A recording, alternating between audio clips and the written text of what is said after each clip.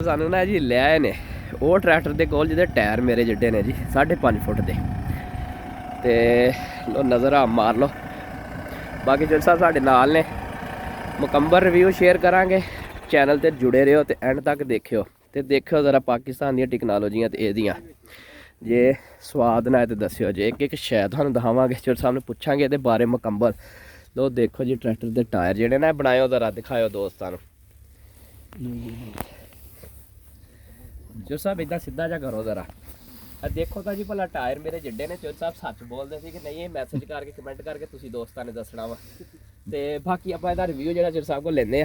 चोर साहब सानू ना इहदे बारे दसो जरा ट्रैक्टर दे बारे। ये भी इटली इंपोर्ट आ? इटली इंपोर्ट नहीं, ये तुर्की संभल है। ये तुर्की है तो कंपनी तुर्की दी है, न्यूजीलैंड। हाँ जी, लेकिन ये तुर्की दे विच बनया है। आपां कित्थों इंपोर्ट कीता? आपां तुर्की तो ही। तुर्की चों आया है। सही है। ਇਹ ਵੇਟ ਨਹੀਂ ਲੱਗੇ ਆ। ਹਾਂਜੀ, ਇਹ 50 kg ਦਾ ਇੱਕ ਆ ਤੇ 4-5 ਵੇਟ ਲੱਗੇ ਨੇ। ਹਾਂਜੀ ਹਾਂਜੀ, ਇਹਦੇ ਨਾਲ ਤੁਸੀਂ ਇੱਕ ਹੋਰ ਟਾਇਰ ਵੀ ਲਾ ਸਕਦੇ ਆ। ਐਕਸਟਰਾ ਟਾਇਰ ਇਹਦੇ ਨਾਲ ਹੋਰ ਲਾ ਸਕਦੇ ਆ, ਇੱਥੇ ਲਾ ਕੇ ਨਾ ਬਾਹਰਲੇ ਪਾਸੇ। ਹਾਂਜੀ, ਇਹਦੀ ਪਾਵਰ ਬਹੁਤ ਜ਼ਿਆਦਾ ਆ, ਤਕਰੀਬਨ 115 ਹਾਰਸ ਪਾਵਰ ਆ ਇਹ। ਠੀਕ ਆ। ਤੇ ਜਿਹੜਾ ਇਹਦੇ ਨਾਲ ਤੁਸੀਂ ਡਬਲ ਟਾਇਰ ਵੀ ਇਹਨੂੰ ਕਰ ਸਕਦੇ ਆ। ਸਹੀ। ਇਹ ਕਿੰਨੇ ਮਾਡਲ ਆਪਸ਼ਨ ਨਾਲ 11 ਮਾਡਲ ਹੈ। ਇਹਦਾ ਮਾਡਲ ਦੱਸਿਓ ਜੀ ਕਿਹੜਾ? 11 ਮਾਡਲ ਨਹੀਂ, ਇਹ 11 ਦੇ ਵਿੱਚ ਤੈਨੂੰ ਅਸੀਂ ਨੰਬਰ ਲਵਾਇਆ ਸੀ ਨਾ। ਠੀਕ ਹੈ। ਇਹ ਬਾਅਦ ਦੇ ਵਿੱਚ ਆਏ ਹੋਏ ਪਹਿਲੇ ਦੇ ਆਏ ਇਹ। ਹਾਂਜੀ, ਇਹ ਫਿਰ ਨੰਬਰ ਜਦੋਂ ਲਾਇਆ ਨਾ ਫਿਰ ਉਸ ਟਾਈਮ ਦਾ 11 ਮਾਡਲ ਦੇ। ਅੱਛਾ ਜੋਰ ਸਾਹਿਬ ਇਹ ਉਧਰ ਪਹਿਲੇ ਚੱਲਦੇ ਰਹੇ ਜਾਂ ਮਤਲਬ ਡਾਇਰੈਕਟ ਕੰਪਨੀ ਤੋਂ ਨਿਊ ਆਪਾਂ?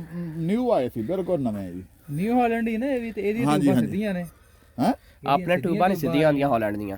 ਨਹੀਂ, ਇਹ ਉਹ ਫਿਰ ਕੰਪਨੀ ਆ ਨਾ, ਉਹਨਾਂ ਨੇ ਆਪਣਾ ਜਿਹੜਾ ਹੈਗਾ ਕੰਪਨੀ ਆ ਇਹਦਾ weight ਜ਼ਿਆਦਾ ਹੈ ਨਾ। ਹਾਂਜੀ, ਔਰ ਇਹ ਤੇ ਵੱਡਾ ਟਰੈਕਟਰ ਆ ਇਹ। ਉਹ ਟੂਪਾਂ ਜਿਹੜੀਆਂ ਆ ਉਹ ਤੁਹਾਨੂੰ ਪਤਾ ਹੈ ਕਿ ਇੱਥੇ ਜਿਹੜਾ ਜਦੋਂ ਆਪਾਂ ਲੋਡ ਪਾਉਣਾ ਵੱਡੇ ਦੇ ਹਿਸਾਬ ਨਾਲ ਇਹਨੇ ਚੱਲਣਾ ਨਹੀਂ। ਹਾਂਜੀ, ਇਹਨੇ ਚੱਲਣਾ ਨਹੀਂਗਾ। ਹਾਂਜੀ, ਸਹੀ ਹੋ ਗਿਆ। ਬਾਕੀ ਚੋਰ ਸਾਹਿਬ ਆਪਣੇ ਪਾਕਿਸਤਾਨੀ ਸੋਚ ਸਕਦੇ ਇਦਾਂ ਦੀ ਟੈਕਨੋਲੋਜੀ ਆ। ਦੇਖੋ ਪਿਛਲਾ ਇਹ ਸ਼ਾਇਦ ਆ ਉਹਦੀ ਵੀ ਨਹੀਂ ਸੋਚ ਸਕਦੇ ਜੀ। ਇਹ ਨਾ ਇਹਨਾਂ ਤੋਂ ਇੱਕ ਸਦੀ ਦੂਰ ਆ। ਸਦੀ ਤੇ ਮੈਨੂੰ ਲੱਗਦਾ ਕੋਈ 2 ਸਦੀਆਂ ਦੂਰ ਆ ਜੀ। 2 ਸਦੀਆਂ, ਉਹ ਵੀ ਸ਼ਬਾਜ਼ ਸ਼ਰੀਫ ਦੀ ਸਪੀਡ ਦਾ। ਹਾਂਜੀ ਹਾਂਜੀ।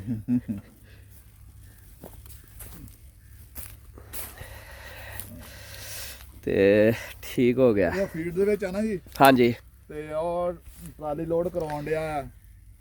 ਸਹੀ। ਤੇ ਉਹ ਹੁਣ ਇਹ ਇਕੱਲਾ ਹੀ ਸੀਗਾ ਉੱਥੇ। ਠੀਕ।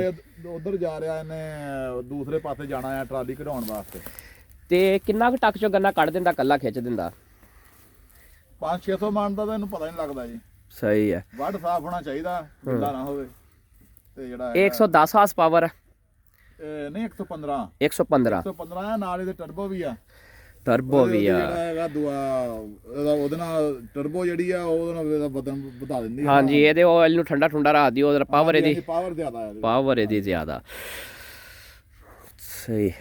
ਬਾਕੀ ਫਿਨਿਸ਼ਿੰਗ ਬੜੀ ਜ਼ਬਰਦਸਤ ਆ। ਪਾਕਿਸਤਾਨੀ ਕੰਪਨੀਆਂ ਨਹੀਂ ਇਦਾਂ ਦੀ ਕਦੀ ਵੀ ਫਿਨਿਸ਼ਿੰਗ ਦੇ ਸਕਦੀਆਂ। ਪਾਈਪ ਸ਼ਾਇਪ ਇਹਦੇ ਨਟ ਕਾਬਲੇ। ਹਾਂਜੀ ਹਾਂਜੀ, ਕਿਤੇ ਉਹ ਲੀਕੇਜ ਨਹੀਂ ਗਈ। ਆਖਰ ਇਹਨੂੰ ਮਹੀਨੇ ਇਹਦੀ ਦੇਖੋ ਨਾ ਇੰਜਨ ਲਾਈਫ 10 ਸਾਲ ਗੁਜ਼ਰ ਗਈ। 10-12 13 ਇਹ ਤਕਰੀਬਨ 15 ਸਾਲ ਇਹਦੀ ਲਾਈਫ ਆ। ਤੇ ਇਹਨੂੰ ਪਤਾ ਵੀ ਨਹੀਂਗਾ। ਹੈਗਾ। ਤੇ ਜੇ ਅਸੀਂ 85 ਦੇ ਹਿਸਾਬ ਨਾਲ ਚੱਲੀਏ ਤੇ ਉਹ 4 ਸਾਡੇ ਕੋਲ ਆਏ ਹੋਣੇ, ਪੈਸੇ ਉੱਥੇ ਦੇ ਉੱਥੇ ਆ ਜਾਣੇ ਤੇ ਸਵਾਦ ਵੀ ਕੋਈ ਨਹੀਂ। ਹਾਂਜੀ, ਇਹ ਤੁਸੀਂ ਲਾਦਾ ਇੰਨੀ ਦੇਰ ਹੋ ਗਈ ਹੈ, ਇਹਦਾ ਹਜੇ ਤੱਕ ਅਸੀਂ ਇਹਦਾ ਹੈਡ ਵੀ ਨਹੀਂ ਪੁੱਟਿਆ ਹੈਗਾ। ਸਹੀ। ਠੀਕ। ਜਿਹੜਾ 15 ਸਾਲ ਹੋ ਗਏ ਤੇ ਪਤਾ ਹੀ ਨਹੀਂ ਟਰੈਕਟਰ ਤੇ ਹੁਣੇ ਪਾਣੀ ਮਾਰੋ ਇੰਜਨ ਨਵਾਂ ਹੋ ਜਾਵੇ। ਬਿਲਕੁਲ ਨਵਾਂ। ਸਿਰਫ ਹੁਣ ਫੀਲਡ ਦੇ ਵਿੱਚ ਆ ਨਾ। ਹਾਂਜੀ, ਤੇ ਇਸ ਕਰਕੇ ਥੋੜਾ ਜਿਹਾ ਮਿੱਟੀ ਘਟਾ ਆ ਉੱਪਰ। ਹਾਂ, ਇਹਦਾ ਬਿਲਕੁਲ ਐ ਨਵਾਂ ਆ ਸਾਰਾ। ਅਗਲੇ weight ਇਹਦੇ ਆ ਜੀ 2 4 6 8 10 weight ਆ। 45 kg ਦਾ ਇੱਕ ਆ। ਹਾਂਜੀ, 45 kg ਦਾ।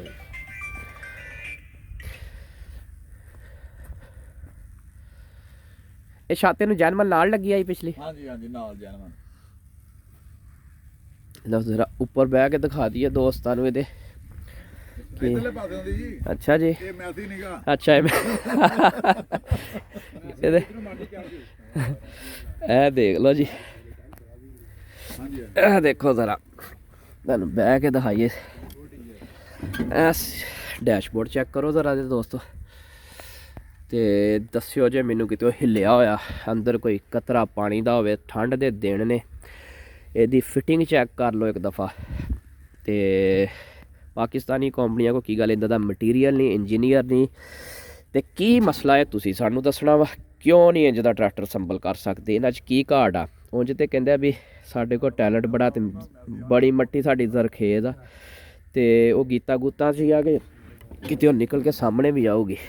ਇਹ ਜਿਹੜਾ ਉੱਪਰਲੇ ਹਿੱਸੇ ਦੀ ਲੁੱਕ ਆ, ਇਹ ਕੁਛ ਲੱਗੇ ਨੇ ਬਟਨ ਜੇ, ਇਹਦੀ ਸੀਟ ਆ। ਸਭ ਤੋਂ ਇੰਪੋਰਟੈਂਟ ਚੀਜ਼, ਬੰਦਾ ਬੈਠਾ ਹੋਵੇ ਸਾਡੇ ਟਰੈਕਟਰਾਂ ਤਰ੍ਹਾਂ ਆਪ ਇਹਦੀਆਂ ਰੇਸਾਂ ਰੂਸਾਂ ਉੱਪਰ ਨਹੀਂ ਕਰਨ ਦੀ ਲੋੜ। ਬਹੁਤ ਕੰਫਰਟੇਬਲ ਪਲੇਟਫਾਰਮ ਆ, ਬਹੁਤ ਉੱਚਾ ਵਾ। ਹਰ ਚੀਜ਼ ਜ਼ਿਮੀਂਦਾਰ ਨੂੰ ਮੱਦੇਨਜ਼ਰ ਰੱਖਦੇ ਹੋਏ ਜ਼ਿਮੀਂਦਾਰ ਇੱਥੇ ਬਹਿ ਕੇ ਵਾਵੇ, ਪਰੇਸ਼ਾਨ ਨਹੀਂ ਹੋਊਗਾ। ਇਹ ਨਹੀਂ ਹੋਊਗਾ ਕਿ ਆਹ ਚੀਜ਼ ਮੈਨੂੰ ਤੰਗ ਕਰਦੀ, ਇਹਨੂੰ ਥੋੜ੍ਹਾ ਉੱਤੇ ਕਰ ਦਿਓ। ਇਹ ਕੰਮ ਨਹੀਂ ਇਹਦੇ 'ਚ ਹੋਣਾ ਆਲਟਰੇਸ਼ਨ ਵਾਲਾ।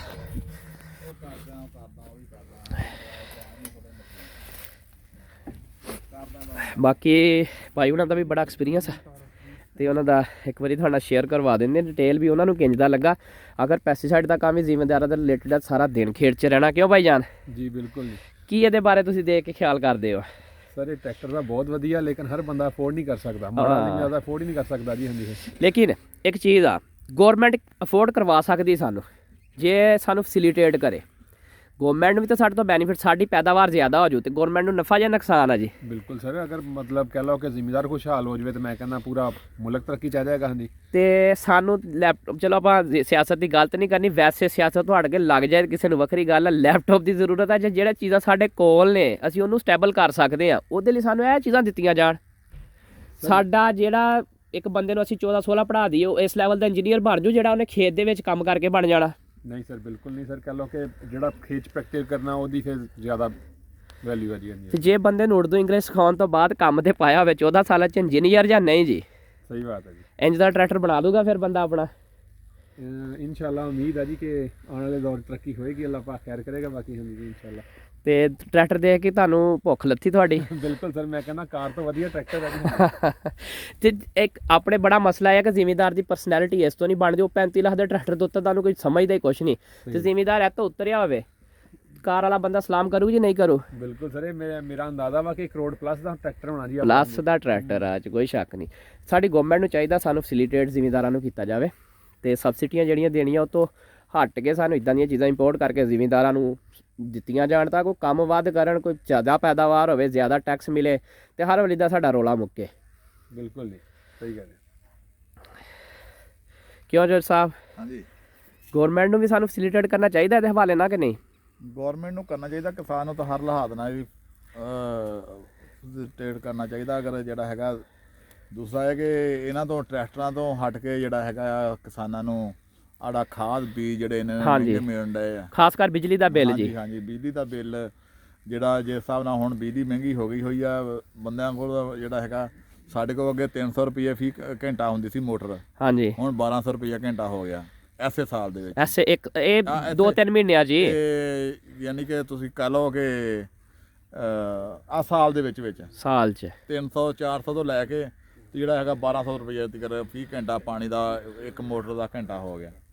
ਤੇ ਉਸ ਤੋਂ ਬਾਅਦ ਜਿਹੜੀ ਖਾਦ ਆ ਉਹ ਬਹੁਤ ਜ਼ਿਆਦਾ ਮਹਿੰਗੀ ਹੋ ਗਈ, ਬਲੈਕ 'ਚ ਮਿਲਣ ਡਈ ਆ। ਯੂਰੀਆ ਖਾਦ ਤਾਂ ਬਿਲਕੁਲ ਹੀ ਨਹੀਂ ਲੱਭਣ ਡਈ। ਜੋ ਸੂਰਤ ਹਾਲ ਹੈ ਦਾ ਮਤਲਬ ਤੇ ਮੈਸੀ ਲੈਣ ਦਾ ਵੀ ਨਹੀਂ ਸੋਚ ਸਕਦੇ। ਹਾਂਜੀ, ਉਹ ਫਿਰ ਜਿਹੜਾ ਜਿਨ੍ਹਾਂ ਕੋਲ ਹੈਗੇ ਆ ਉਹ ਹੀ ਉਹਨਾਂ ਨਾਲ ਗੁਜ਼ਾਰਾ ਕਰਨ ਡਏ ਆ। ਪਰ ਜਿਹੜਾ ਹੈਗਾ ਨਵਾਂ ਲੈਣ ਦਾ ਤਾਂ ਕੋਈ ਸੋਚਦਾ ਨਹੀਂ ਹੈਗਾ ਨਾ। ਜਿਹੜਾ ਜਿਹਨੇ ਸੋਚਣਾ ਆ ਉਹਨੇ ਤੇ ਉਹ ਵੀ ਬੜਾ ਜੀ ਇਹਨਾਂ ਦੀ ਸਕੀਮਾਂ ਨੇ ਬੈਂਕ ਦੇ ਥਰੂ ਜ਼ਿਮੀਂਦਾਰ ਨੂੰ ਦਵਾ ਕੇ ਨਾ ਕਿ 10 ਲੱਖ ਹੁਣ ਦੇ ਦਿਓ ਤੇ ਬਾਕੀ 40 ਲੱਖ 50 ਫਿਰ ਕਿਸ਼ਤਾਂ 'ਚ, ਜ਼ਿਮੀਂਦਾਰ ਫਿਰ ਕਿੱਲਾ ਵੇਚ ਕੇ ਵਿਚਾਰਾ ਲਿਆਉਂਦਾ ਹੈ। ਕਿੱਲਾ ਦੇ ਗਈ ਉਹ ਕਰਦਾ ਕੋਈ ਨਹੀਂ ਏਦਾਂ।